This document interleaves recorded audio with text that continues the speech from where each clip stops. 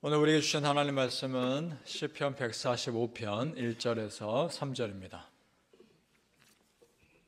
시편 145편 1절에서 3절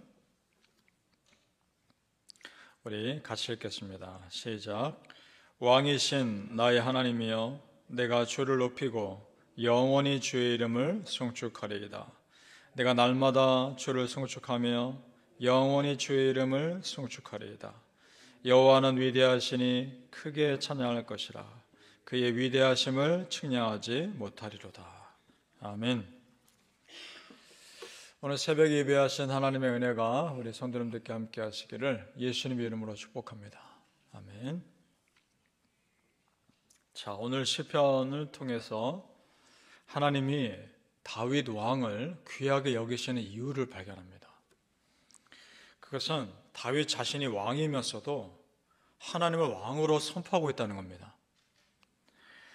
그러니까 제 삶의 진정한 왕, 또 이스라엘 이 나라의 진정한 왕은 하나님이시다라고 공개적으로 선포하고 있다는 겁니다.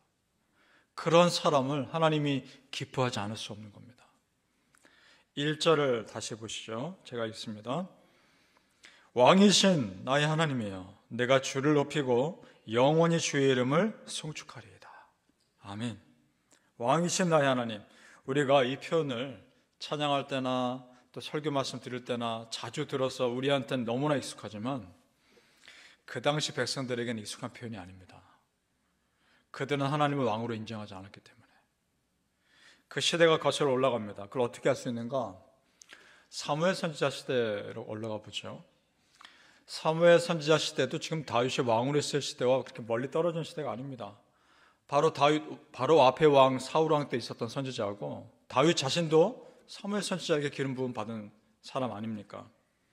그때 사울이 왕이 되기 전에 사람 왕이 이스라엘 나라 땅에 없을 때 이스라엘 백성들이 사람 왕을 세워달라고 요구합니다. 선지자가 듣기에 별로 좋지 않았습니다. 왜냐? 하나님의 왕이신데 하나님을 왕으로 인정하지 않는 거 아닙니까? 굉장히 마음이 안 좋았습니다. 그런 사무엘 선지자에게 하나님께서 이렇게 말씀하십니다. 사무엘상 8장 7절에 여호와께서 사무엘에게 이르시되 백성이 너에게 한 말을 다 들으라. 이는 그들이 너를 버림이 아니요 나를 버려 자기들의 왕이 되지 못하게 하매니라. 그 말하십니다. 그들의 요구대로 왕을 세우라는 겁니다. 하나님이 사람 왕 세우는 걸 기뻐하신 것이 아니라 이것을 이렇게 표현합니다. 심판적 허용이라고 봅니다. 신학자들은. 심판적 허용. 무슨 말인 거 아니? 분명 잘못된 요구인 것을 아시면서도 그들이 그 어려움을 겪어봐야 깨달았기 때문에 허용하시는 겁니다. 그리고 하나님께서 말려봤자 들을 사람들이 아니었기 때문에 허용하시는 겁니다. 그렇게 하심으로 훗날 하나님만이 참 왕이심을 깨닫게 하시기 위한 목적이었던 거죠. 다만 이 구절에서 우리는 아버지 하나님의 마음 아프심이 느껴지는 겁니다. 그들이 너를 버린 것이 아니라 나를 버린 것이다. 지금까지 실제 이스라엘 백성들의 실제 왕은 하나님이셨습니다. 출애굽시키셨고 전쟁 때마다 이기게 하셨습니다. 그러나 그들은 하나님을 왕으로 인정하지 않았습니다. 무척이나 마음이 아프신 거죠. 그런 세상 분위기 속에서 다윗이 지금 담대하게 선포한 겁니다. 왕이신 나의 하나님이여, 내가 주를 높이고 영원히 주의 이름을 송축하리이다. 이 말은 진정한 왕은, 너희들의 진정한 왕은 나 다윗이 아니고 여호와 하나님이시다 선포하는 겁니다. 이런 일이 사사시대에 또 있었습니다. 사사 기드온에게. 기드온이 미드안 족속과의 싸움에서 크게 승리하고 돌아오자 사람들이 기드온을 높이면서 당신 우리 왕이 되주십시오 요구합니다. 그래서 기드온이 이렇게 말합니다. 내가 너희를 다스리지 아니하겠고 나의 아들들도 너희를 다스리지 아니하겠고 오직 여호와께서 너희를 다스리시리라. 아멘. 그렇습니다. 성도님들, 나와 내 자녀와 우리 삶의 영원한 왕은 하나님이십니다. 평생 믿으며 사시길 축복합니다. 우리가 하나님 높이면 하나님은 여러분을 높이실 겁니다. 우리가 그것 바라고 하나님 높이는 거 아니지만 이 말은 하나님을 높이는 자를 반드시 책임져 주신다는 겁니다. 잠언 4장 8절에 그를 높이라, 그리하면 그가 너를 높이리라. 만일 그를 품으면 그가 너를 영화롭게 하리라. 아멘. 시편 91편 14절에 그가 나를 사랑한즉 내가 그를 건지리라. 그가 내 이름을 안즉 내가 그를 높이리라. 아멘. 다른 표현이지만 같은 의미입니다. 먼저 하나님을 높이라는 겁니다. 그러면 하나님이 그를, 그 높이는 그 자를, 그 사람을 영화롭게 하신다는 겁니다. 정말 믿으십니까? 그럼 그렇게 살자는 겁니다. 성도님들, 평생의 삶에 하나님을 왕으로 섬기시며 내 삶의 중요한 결정권을 하나님께 맡겨드리시길 바랍니다. 그 말은 기도하며 산다는 겁니다. 중요한 일이 있을 때마다 사실은 평소의 모든 삶에 기도하며 내 삶의 결정권을 하나님께 맡겨드리는 겁니다. 그런 인생은 실패하지 않습니다.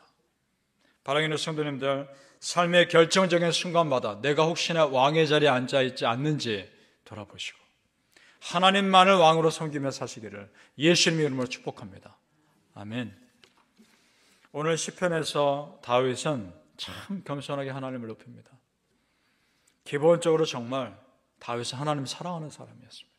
그리고 하나님을 경외하는 사람이었습니다.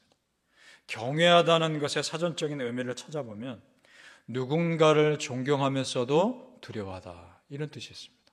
그러니까 지금 다윗은 하나님과 굉장히 깊이 교제하면서도 하나님 앞에서 결코 가볍게 행동하지 않습니다. 하나님과 정말 친밀하면서도 하나님 앞에서 함부로 말하거나 함부로 행동하지 않습니다. 그것이 경외하는 겁니다. 5절을 우리 보시죠. 5절 같이 읽어봅니다. 시작. 주의 존귀하고 영광스러운 위엄과 주의 기이한 일들을 나는 작은 소리로 읊조리니이다. 아멘. 전혀 상반되는 의미의 단어가 나오죠.